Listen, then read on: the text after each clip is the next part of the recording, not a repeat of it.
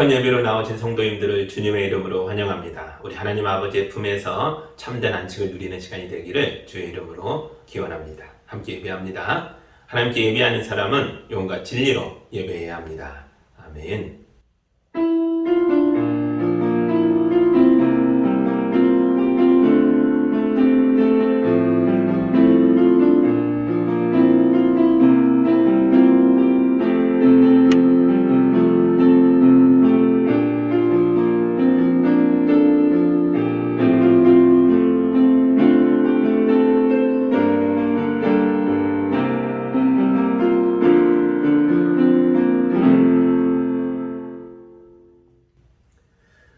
우리의 참 소망이신 사랑의 하나님 아버지, 우리를 거룩한 예배로 불러주셔서 감사합니다. 우리 성도들이 온 마음을 다하여 진실하게 주님을 찾사오니 주께서도 거룩한 영으로 우리 가운데 임하셔서 성도들의 삶의 문제들을 해결하여 주시고 마음의 고통을 씻어주시고 육체의 연약함을 고쳐주시고 가정과 일터에 평화를 임하게 하여 주시옵소서. 예수님의 이름으로 기도합니다. 아멘. 찬송가 8장 우리 함께 찬양합니다.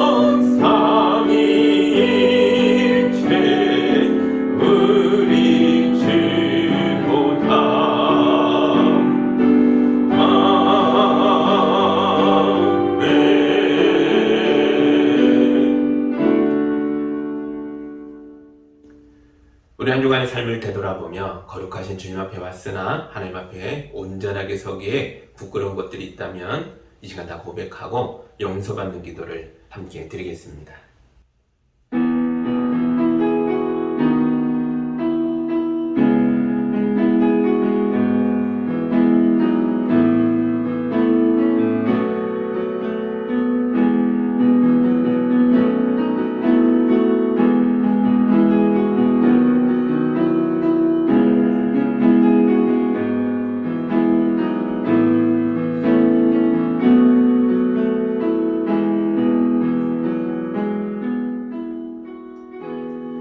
사랑의 하나님 아버지, 오늘도 용서하시고 용납하여 주시는 주님의 사랑에 감사를 드립니다. 우리가 부끄럽고 수치스러운 죄의 흔적이 가득한 모습으로 주께 왔습니다.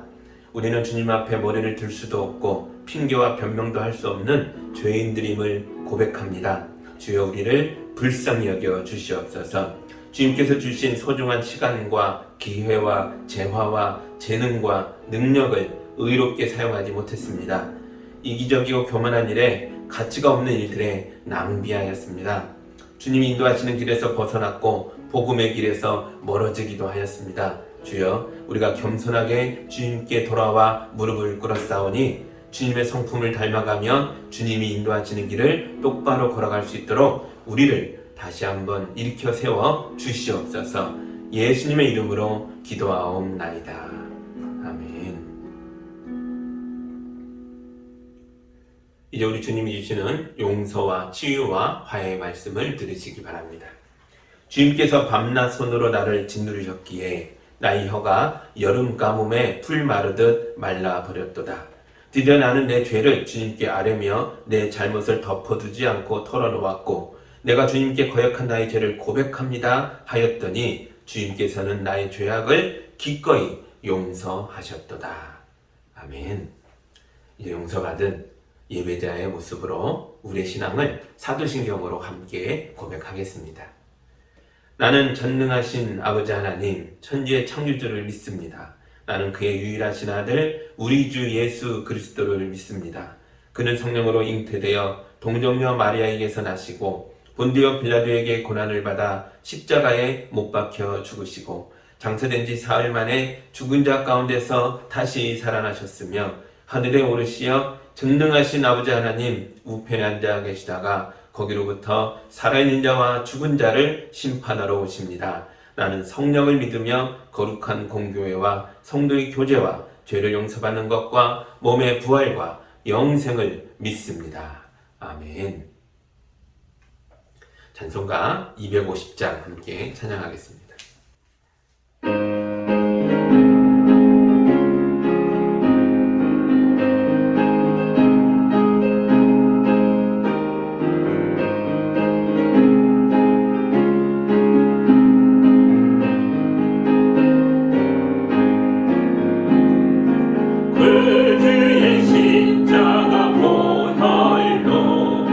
죄 씻음 받기를 원하네.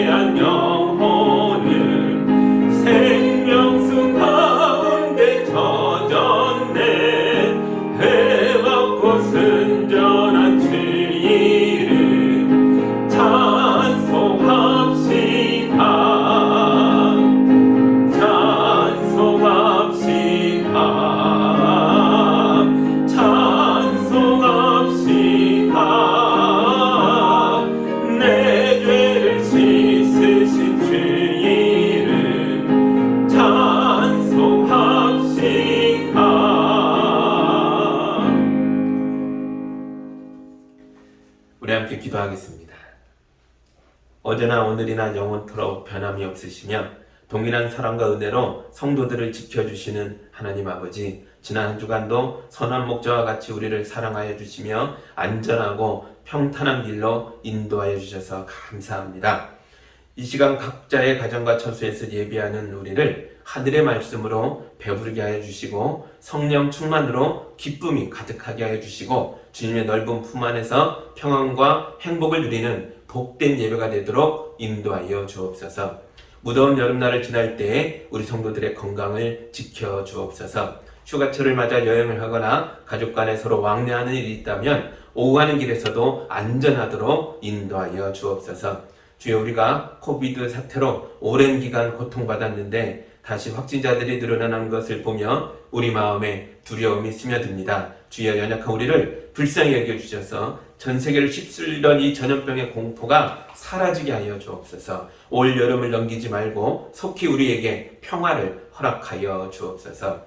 우리의 연로하신 어르신들을 돌봐주시고 강건하게 하여 주옵소서. 젊은 부모님들에게 힘을 주셔서 어린 자녀들을 사랑으로 돌보고 하나님을 섬기고 세상을 이롭게 하는 귀한 자들로 길러갈 수 있도록 지혜와 용기와 능력을 허락하여 주옵소서. 우리 젊은이들에게 믿음을 더해 주셔서 날마다 기도로 어려움을 이겨나가게 해주시고 말씀을 주셔서 하늘의 지혜로 세상의 지혜를 넘어서게 해주시고 몸과 마음을 강하게 단련하여 삶의 어려움을 넉넉히 이기며 승리하는 자녀들로 나아갈 수 있도록 축복하여 주시옵소서. 주여, 우리가 참기금을 모아 어려움에 있는 목사님들과 선교사님들을 돕고자 합니다. 비록 작은 금액이나 정성을 다하여 준비하오니 심각한 위기 상황에 있는 주의 종들을 위로할 수 있도록 주님 거룩하게 쓰임받을 수 있도록 우리를 사용하여 주옵소서. 이 일을 통해서 우리 성도들도 복되게 하여 주시고 가정과 또 이웃을 하나님의 은혜로 넉넉히 베풀고 나누는 삶을 살도록 축복하여 주옵소서. 우리의 목자이시며 우리 교회의 머리이신 예수 그리스도의 이름으로 기도하옵나이다. 아멘.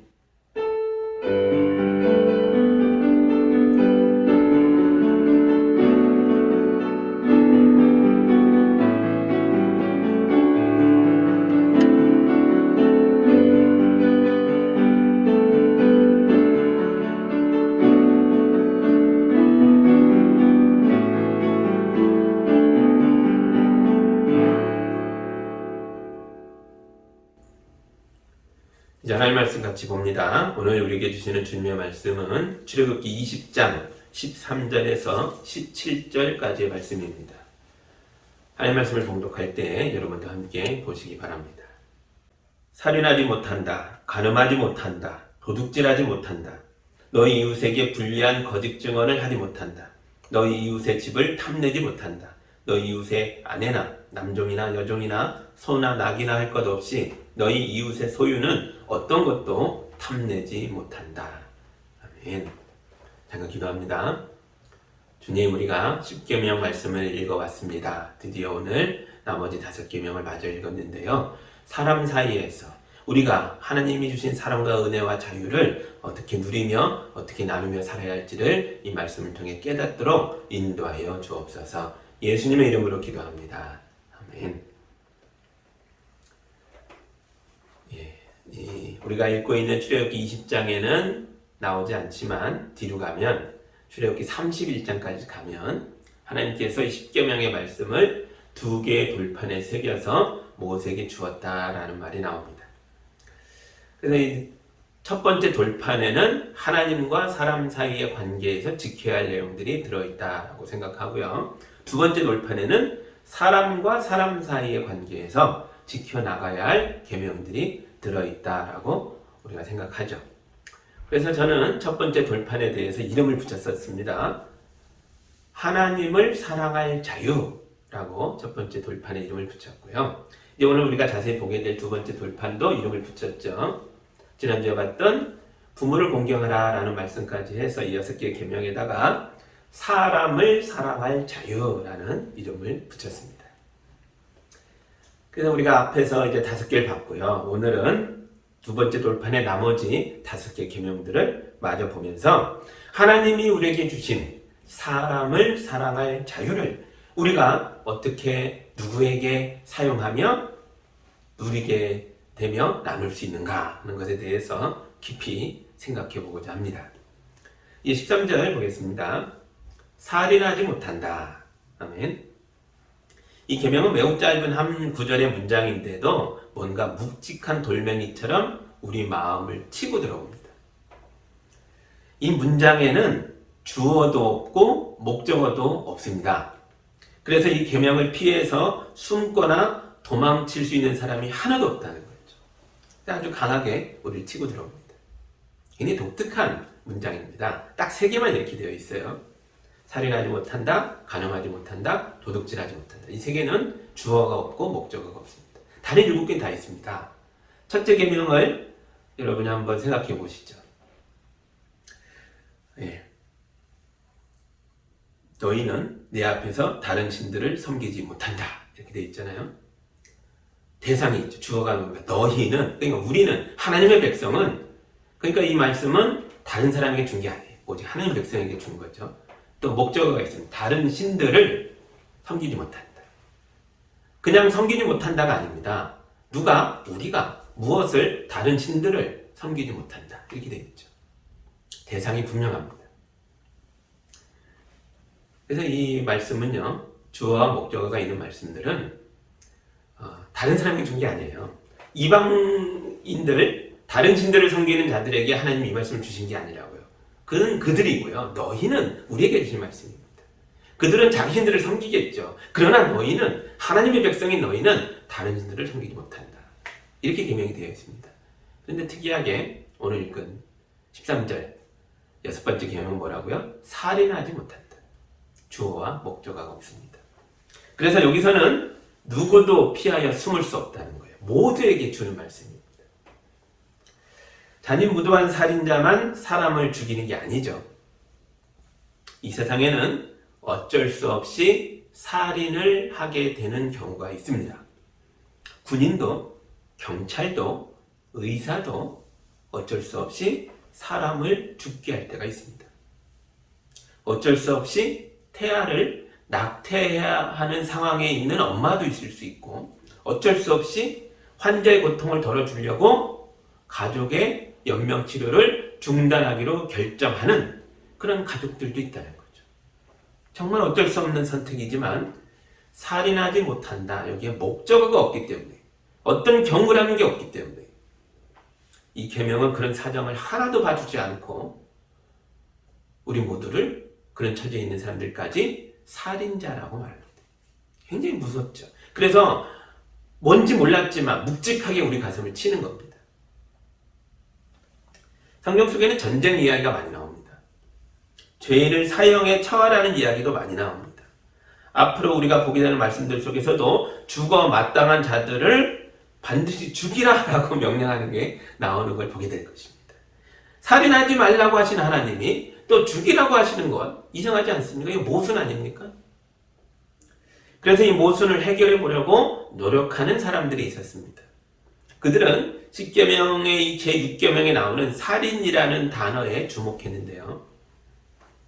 그들이 성경의 다른 구절들을 다 찾아보면서 여기에 쓰인 히브리 단어가 딴 데는 어떤 곳에 쓰였나 다 뒤져봤습니다. 40여 군데에 쓰이고 있는데요.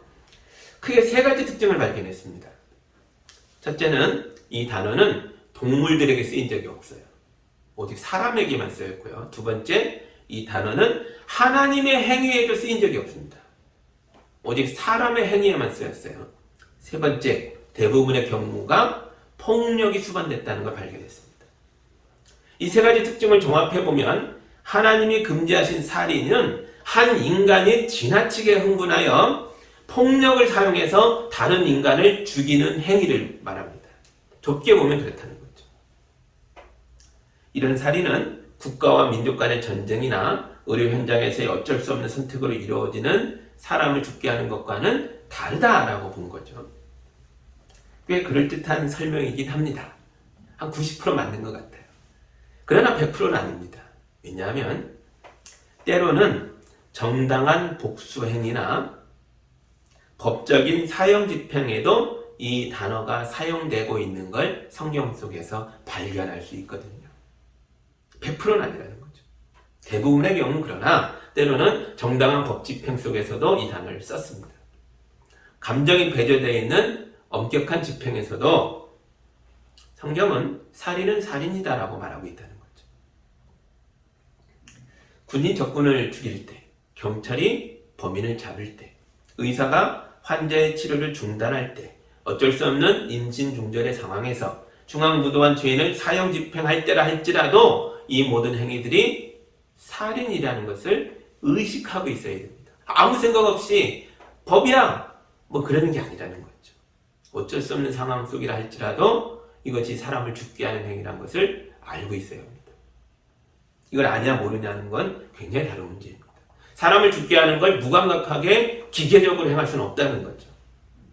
오늘날은 전쟁이 그런 상황을 보여줍니다. 조이스틱을 가지고 무인 기계들을 조종해서 전쟁을 치르는 시대입니다. 드론을 날리고 무인 정찰기, 무인 탱크가 가서 서로를 쏩니다. 게임처럼 서로를 죽인다는 거죠. 더 무서운 시대가 앞으로 펼쳐질 겁니다. 하나님은 그 모든 것에 대해서 경고하십니다. 주어도 목적도 없는 말씀으로 살인하지 말라 말씀하셨습니다. 그래서 가급적이면 이런 일들이 일어나지 않도록 할 수만 있다면 사람을 죽게 하는 일이 없도록 우리 모두가 최선을 다해야 합니다. 우리 예수님은 이 6번째 계명이 담고 있는 이 정신을 더 깊이 파고드셨습니다. 마태복음 5장으로 가서 보겠습니다. 5장 21절과 22절 말씀을 읽어드립니다. 옛사람들에게 말하기를 살인하지 말아라. 누구든지 살인하는 사람은 재판을 받아야 할 것이다 한 것을 너희는 들었다. 그러나 나는 너희에게 말한다. 자기 형제나 자매에게 성내는 사람은 누구나 심판을 받는다. 자기 형제나 자매에게 얼간이라고 말하는 사람은 누구나 공의회에 불려갈 것이요. 또 바보라고 말하는 사람은 지옥불 속에 던져질 것이다. 아멘. 예수님은 육체의 상해를 입혀서 사람의 목숨을 빼앗는 것만 살인이 아니라 사람의 마음을 아프게 하고 사람의 영혼을 병들게 하는 것도 살인이라고 보셨습니다. 왜냐하면 사람의 마음이 깨지고 영혼이 병들면 그 사람이 비록 살아서 숨을 쉬고 있다 할지라도 그의 영혼은 자유를 잃어버리고 감옥에 갇혀있는 것과 같은 상태가 되기 때문에 그렇습니다. 10계명은 모두 자유의 계명이라고 이미 설명드렸습니다. 너희를 노예되었던 집에서 해방하여 너희에게 자유를 준 나 너희의 하나님이 말한다. 이걸 지켜라 하면서 쭉 말씀하셨죠. 10가지 모든 계명이 자유를 선포하시는 하나님의 자기 선언 속에 걸려 있습니다. 사람을 가둔다면 그 마음을 옥죄고 영혼을 숨도 못 쉬게 만든다면 예수님 보시기엔 그것도 살인이라는 거죠. 가난한 사람들, 과부들, 고아들을 직접 죽이지 않아도 그들에게서 삶의 가능성을 빼앗아 버리는 행위를 했다면 그래서 그 결과로 누군가가 비참해지고 죽게 된다면 이건 하나님이 보시기에 이것도 살인입니다. 오늘날에도 이제 막 사회에 첫 발을 내딛는 젊은이들을 위험한 현장에 내몰아 죽게 하는 행위들이 있었죠. 하청 노동자들에게 최저임금을 주면서 가혹한 일들을 지키는 거, 회사가 노동자들에게 정당한 임금을 지급하지 않고 떼먹는 거, 이 모든 것도 사람들에게서 삶의 가능성을 빼앗는 것이기 때문에 넓게 보면 살인입니다. 아주 은밀한 살인 행위들이죠. 살인들도 모르고 행해지는 살인 행위들입니다. 그러므로 우리의 믿음의 사람들이 두 눈을 부릅뜨고 우리 사회에서 은밀하게 자행되는 이 살인들을 감시하고 고발할 수 있어야 합니다. 교회가 깨어있을 때 할 수 있는 사명이죠. 그런데 이러한 은밀한 살인들이 우리 가정에서도 일어날 수 있습니다. 결혼하면 신혼부부가 주도권 다툼을 한다 그러죠. 이 주도권 싸움이라는 게 뭐죠? 누가 주인이 되고 누가 노예가 되는가를 놓고 겨루는 겁니다. 여러분, 성경이 말하는 결혼은 어떤 형태입니까? 남자와 여자가 각자 자기 부모를 떠나 한 몸을 이루어 한 가정을 이루어 하나가 되는 행위입니다. 여러분, 둘이 하나가 되는데 여기에 무슨 주도권 다툼이 있습니까? 만약 둘 중에 어느 한쪽이 주도권 싸움에서 승리하여서 집안의 주인 노릇을 하고 다스리는 자가 되면 예수님의 눈으로 보면 그것도 크게 보면 살인행위입니다. 다른 한쪽을 누르고 억압하고 가두니까요. 어떤 부모는 자녀의 인생에 깊이 개입해서 자녀를 지배하려고 합니다. 이런 부모 밑에서 큰 자녀는 성인이 됐는데도 부모로부터 독립하지 못하고 부모에게 깊이 의존한 모습으로 살아갑니다. 예수님의 눈으로 보면 이 부모도 자기 자녀를 죽이고 있는 겁니다. 너무 극단적으로 들리시죠? 뭐 그렇게까지 심하게. 근데 그렇지 않습니다. 십계명을 관통하고 있는 자유의 외침에 귀를 기울여 그 소리를 들어보시기 바랍니다. 여러분은 자유하십니까? 여러분은 여러분의 가정에서 부부관계 속에서 부모와 자녀의 관계 속에서 서로 사랑하며 서로 돌보며 서로를 지켜주며 서로를 인정하며 서로를 세워주며 함께 기뻐하고 함께 울고 웃고 감사하며 그렇게 서로 자유하십니까? 그렇지 않다면 서로 눈치 보고 서로 큰소리치고 서로에게 벌을 주고 서로를 지배하려 든다면 여러분은 서로의 마음을 죽이는 살인자의 길을 걷고 있는 것과 마찬가지라는 거죠. 빨리 그 길에서 벗어나서 자유를 선포하는 하나님의 말씀을 붙드시기 바랍니다. 이제 7번째 계명 볼까요? 14절입니다. 간음하지 못한다. 아멘. 7번째 계명도 주어와 목적어가 없습니다. 그러므로 누구든지 그 누구와도 간음해서도 안 됩니다. 어느 드라마에서 그러더라고요. 불륜을 범하는 남자가 우리 사랑하게 해주세요. 여러분이 헛소리입니다. 여기서 간음이란 가정을 가진 사람이 정당한 배우자가 아닌 사람과 사랑을 나누며 성적인 관계를 맺는 행위를 하는 것입니다. 정당하지 못하다는 거죠. 그게 간음입니다. 현대사회에서 간음은 도덕적으로 지탄받을지언정 법적으로는 죄가 없다고 말합니다. 그래서 오늘날 간통죄를 폐지한 거죠. 그 개인의 문제다. 개인의 사랑에 법이 개입하지 않겠다. 이게 현대법의 선언입니다. 그러나 성경적으로는 그렇지 않습니다. 간음은 당사자들이 서로 만나 사랑하는 각자의 자유의 행위가 아니라 그들의 자유로운 행각 때문에 그들의 배우자와 그들의 가정과 그들의 자녀들과 그 주변인들까지 큰 상처를 입고 배신감의 고통을 갖게 되는, 더 나아가서 한 가정이 깨지고 무너져 내리는 그런 일을 일어나게 하는 행위입니다. 내 마음이다, 내 자유다. 그렇지 않다는 거예요. 성경으로 보면 너의 자유 선언으로 너의 배우자와 자녀와 이웃과 가족이 자유를 빼앗긴다면 그것은 죄다라고 말하고 있는 것입니다. 나의 자유 때문에 타인의 자유가 심각하게 훼손당하는 거죠. 십계명은 타인의 자유를 훼손하는 모든 행위를 죄라고 말합니다. 남의 자유를 망치면서까지 나의 자유를 추구하는 것을 우린 자유라고 부르지 않고요, 방종이라고 부르죠. 방종은 죄입니다. 예수님이 이런 간음에 대해서도 더 깊이 들어가야 한다고 말씀하셨습니다. 마태복음 5장 27절과 28절을 읽어드리겠습니다.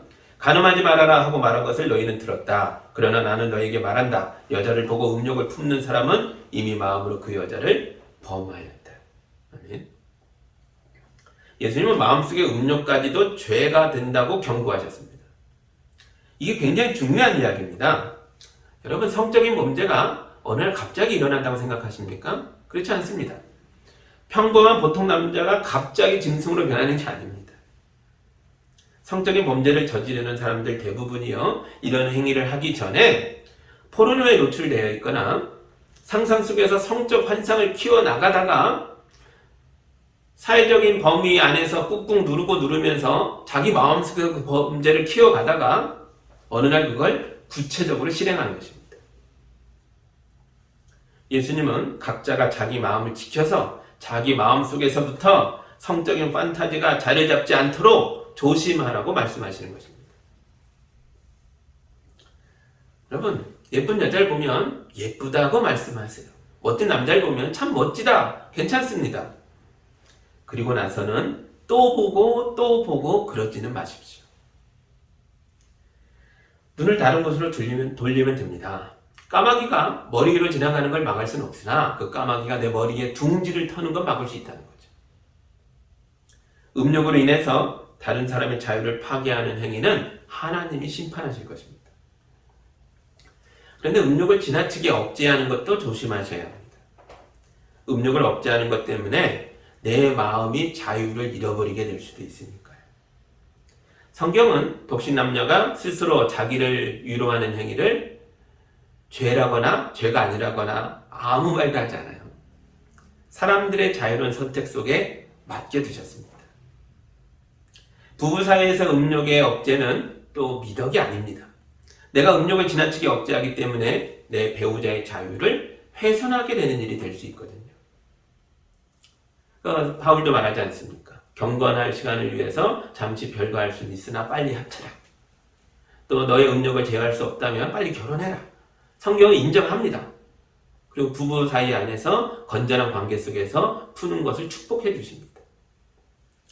부부가 정말 많은 대화를 나눠야 합니다. 서로의 마음 깊은 곳까지 살펴가면서 서로를 자유롭게 해방하여 주어야 합니다. 그러면 이런 부부에게는 엄청난 은혜가 있을 것입니다. 성경은 단 한 번도 음욕이 나쁘다고 말한 적이 없어요. 음욕 자체가 나쁜 게 아니라 음욕을 범죄로 이웃의 집을 탐하고 누군가를 쳐다보고 빼앗고 하는데 쓰기 때문에 나쁘다는 거죠. 음욕은 하나님께서 사람을 만드실 때부터 우리 안에 넣어주신 은혜입니다. 이 음욕을 사랑하는 사람과 정당하게 푸십시오. 정당한 관계 속에서는 서로의 성적인 환상과 요구를 수용해 주십시오.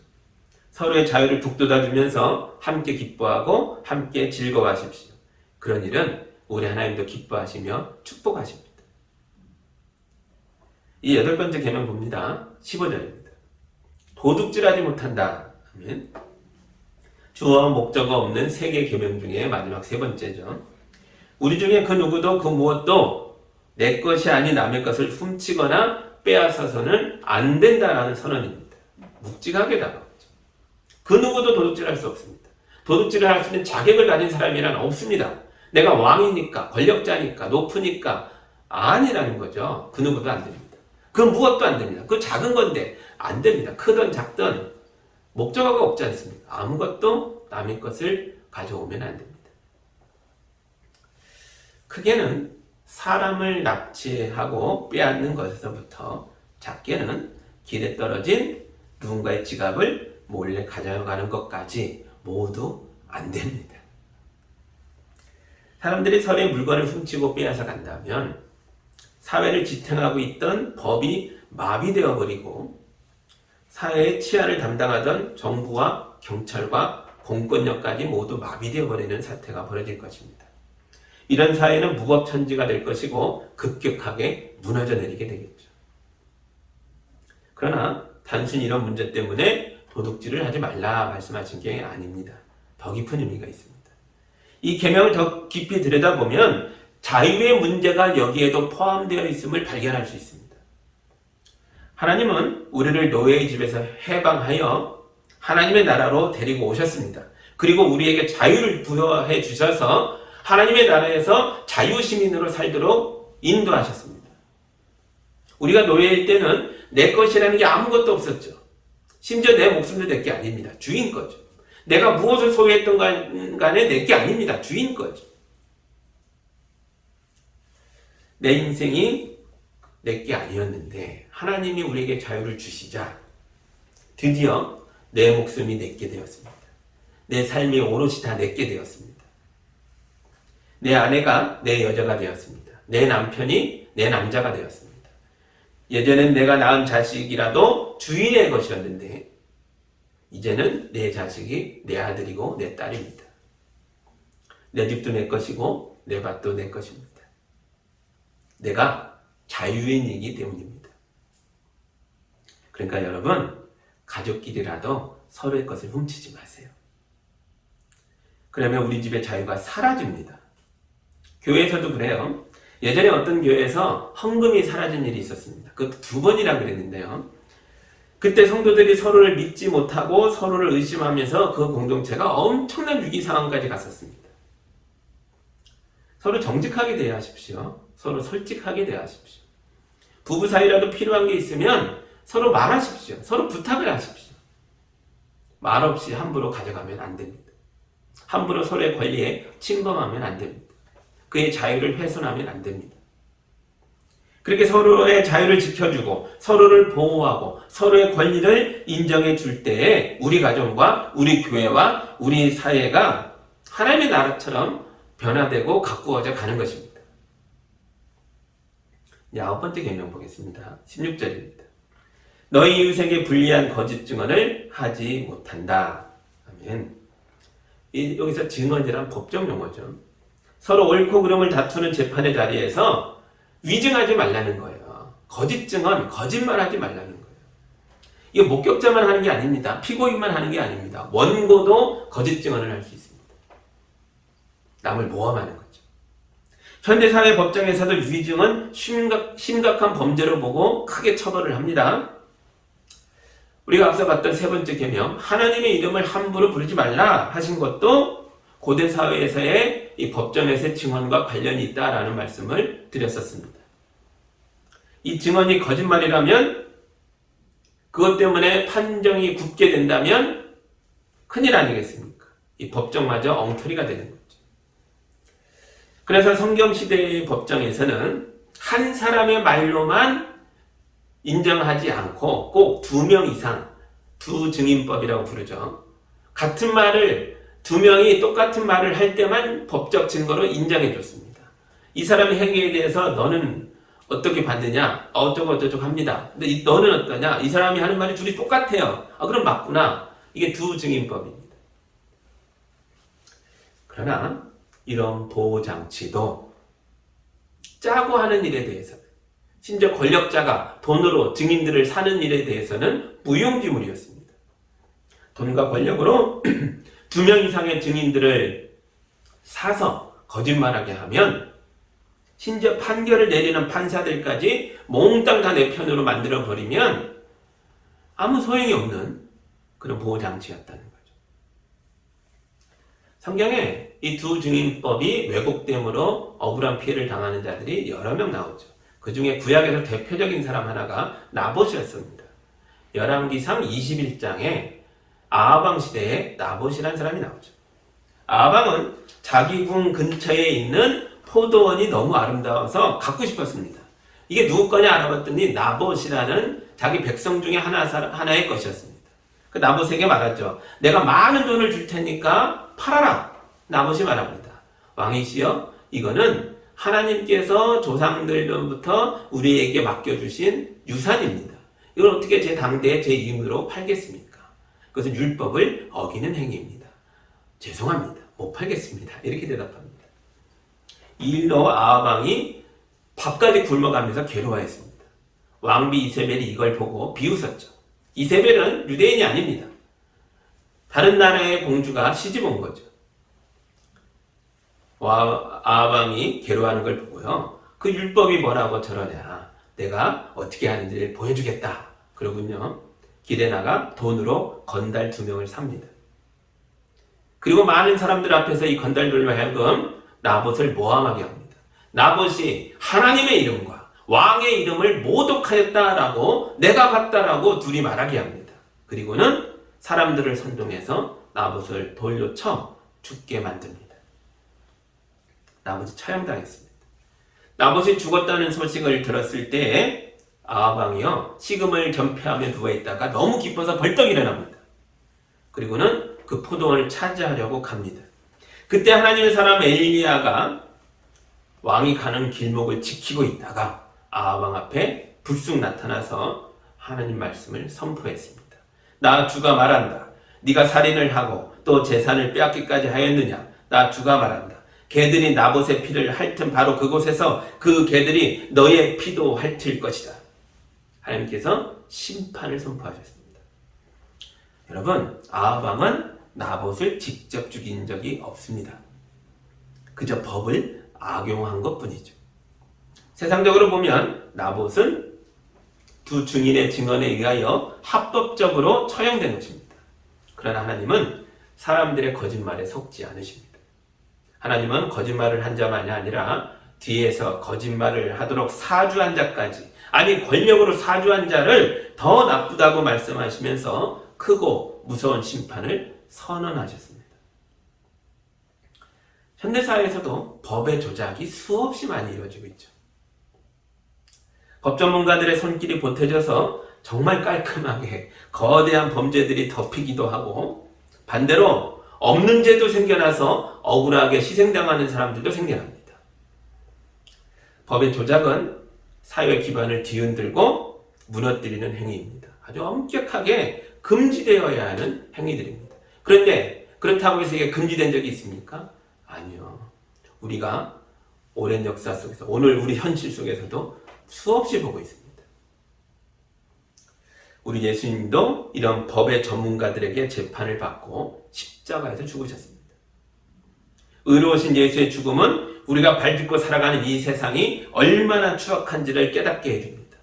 죄 없으신 이가 모함받아 두 증인의 법으로 증언하는 자들의 모함을 받아, 심지어 그들의 증언이 일치하지 않았는데도 편견을 가지고 죽이기로 작정한 재판관들의 선언에 의하여 십자가 향에 채워졌습니다. 예수님의 이 죽음은 우리 죄악을 고발하는 죽음이었습니다. 세상이 얼마나 추하고 더러우며 왜곡됐는지를 예수의 죽음이, 의로운 자의 죽음이 고발하였습니다. 그리고 사흘 만에 죽음을 이기고 부활하심으로써 예수님께서 이 더러운 세상을, 이 추한 세상을 깨뜨리고 승리하심을 보여주셨습니다. 죄인들의 세상이 의인을 죽였으나 의인이 그 죽음을, 그 추한 세상을 깨고 부활하심으로써 예수님은 우리에게 새 하늘과 새 땅을 볼 수 있는 눈을 열어주셨습니다. 아직 새 하늘과 새 땅이 이 세상에 온전히 임한 게 아니죠. 하나님의 나라가 우리에게 다가오고 있는 거지 아직 온전하게 완성되진 않았습니다.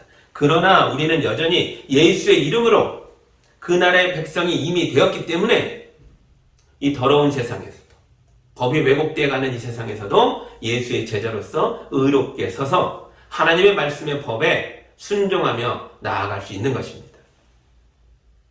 이게 빛의 자녀로 살아가는 그리스도인들의 모습입니다. 마지막으로 십계명의 10번째 계명 볼까요? 17절입니다.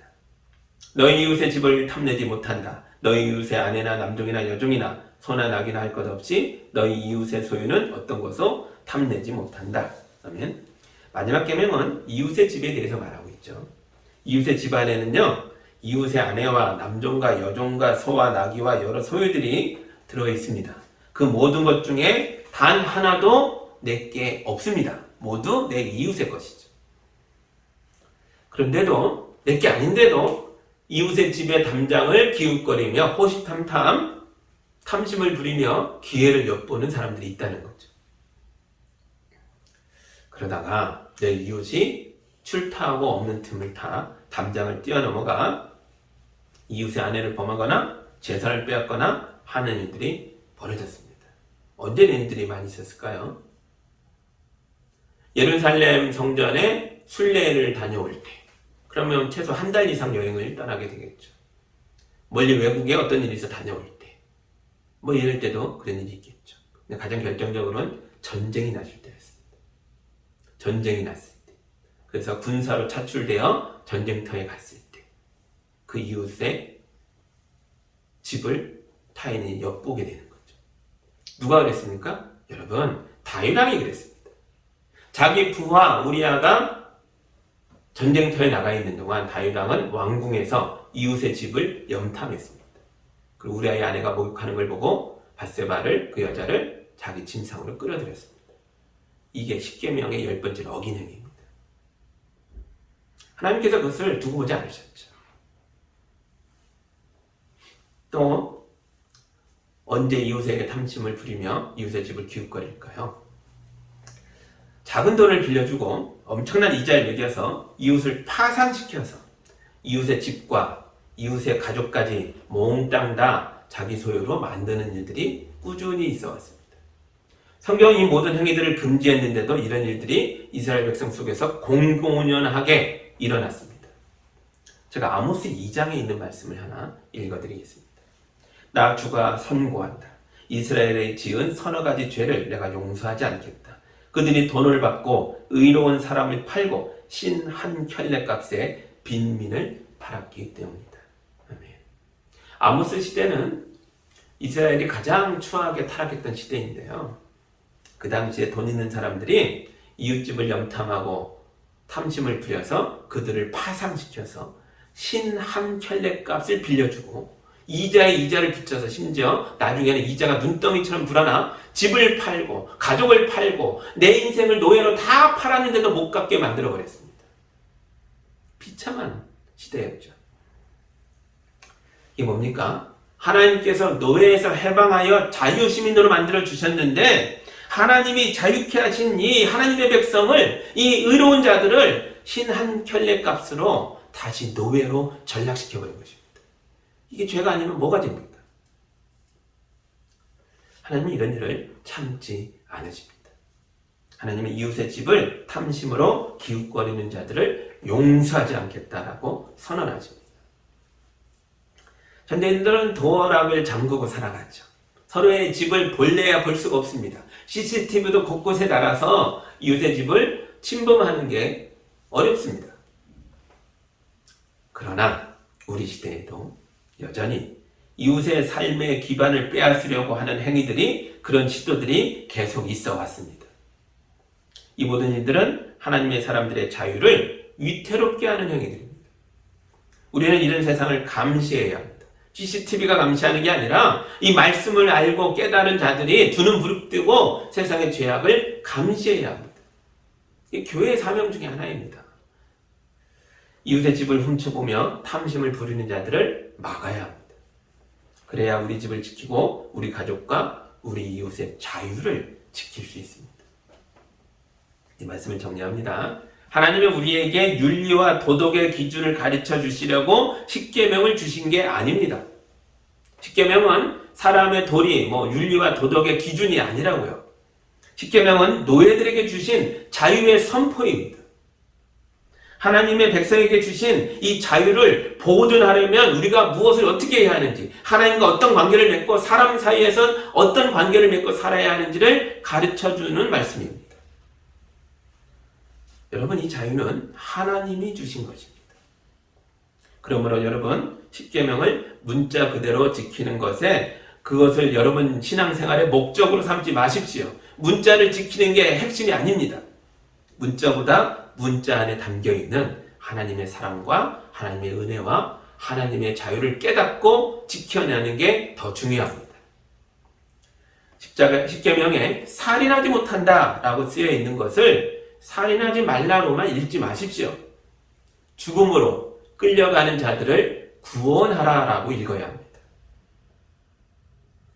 하나님의 사랑과 하나님의 자유를 지키고 보존하고 나누기 위해서 이 계명을 실천하십시오.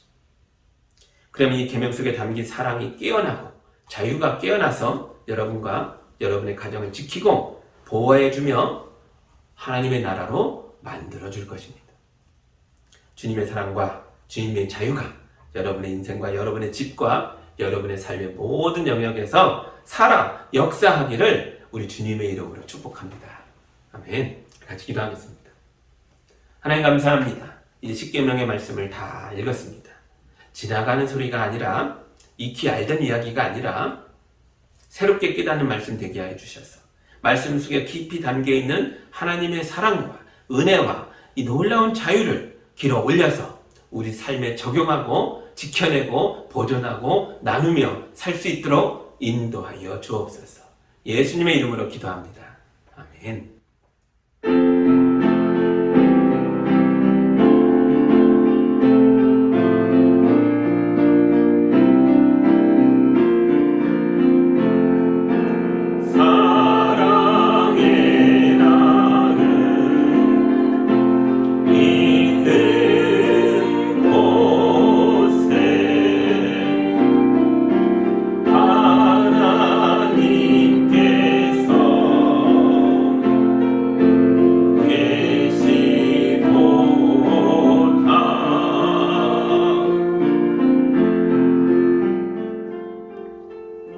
사랑의 하나님 아버지 감사합니다. 한때 죄의 노예였고 죽음에 사로잡혀 살았고 물질에 눌려 물질의 종으로 살았는데 이런 우리를 예수의 피로 해방하여 주시고 자유백성 되게 하셔서 은혜를 누리며 자유를 선포하며 살아가는 하나님 백성 되게 하시니 감사합니다. 주님, 우리가 이 물질의 자유로움을 받아 이 물질을 하나님의 영광을 위해 하나님의 뜻을 위해 주님께 올려드렸습니다. 이 귀한 예물을 통해 영광 받아주시고 주님의 교회를 든든하게 세워가시며 우리 이웃을 구원하는 데에 거룩하게 쓰이게 하여 주옵소서. 우리 성도들 믿음으로 말씀으로 깨닫고 일어나 자기 발로 일어나 하나님이 주신 자유로 나와 내 인생과 내 가정과 내 이웃을 돌보는 삶으로 나아가고자 합니다. 힘있게 살아갈 수 있도록 주님의 능력을 베풀어 주시며 하나님의 역사와 하나님의 기쁨과 감격이 날마다 넘치는 삶을 살도록 인도하여 주옵소서. 예수님의 이름으로 기도하옵나이다. 아멘.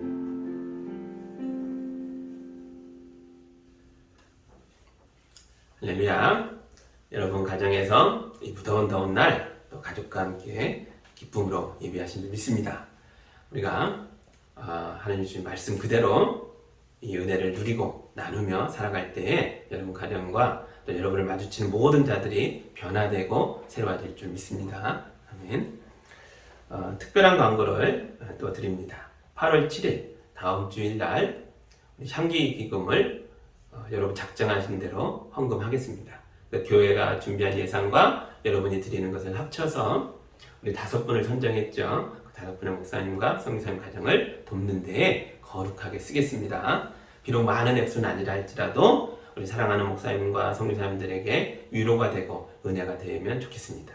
또 한 번으로 끝나는 게 아니라 여러분 주변을 돌아보시며 여러분 기도하는 자들을 위해서 늘 베풀며 나누며 살아가시기 바랍니다. 그때 하나님 부여하신 자유가 여러분 속에서도 나누는 손길 속에서도 풍성하게 일어나게 될 줄 믿습니다. 아멘. 감사합니다. 이제 주가 일하시네 힘차게 부르고 우리의 삶으로 담대하게 나아가겠습니다.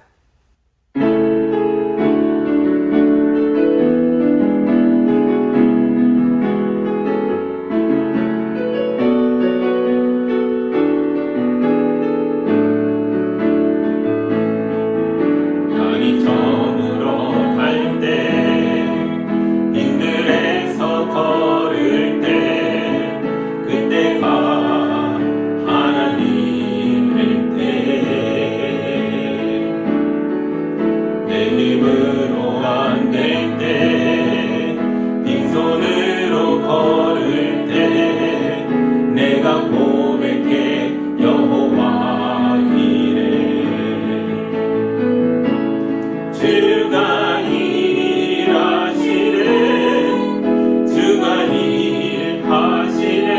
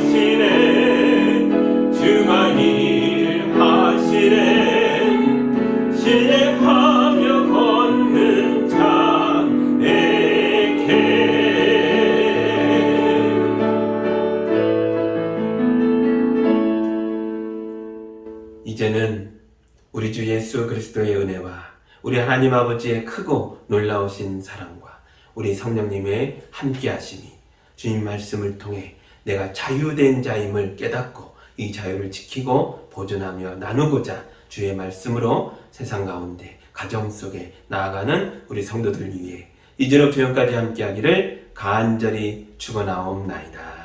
아멘.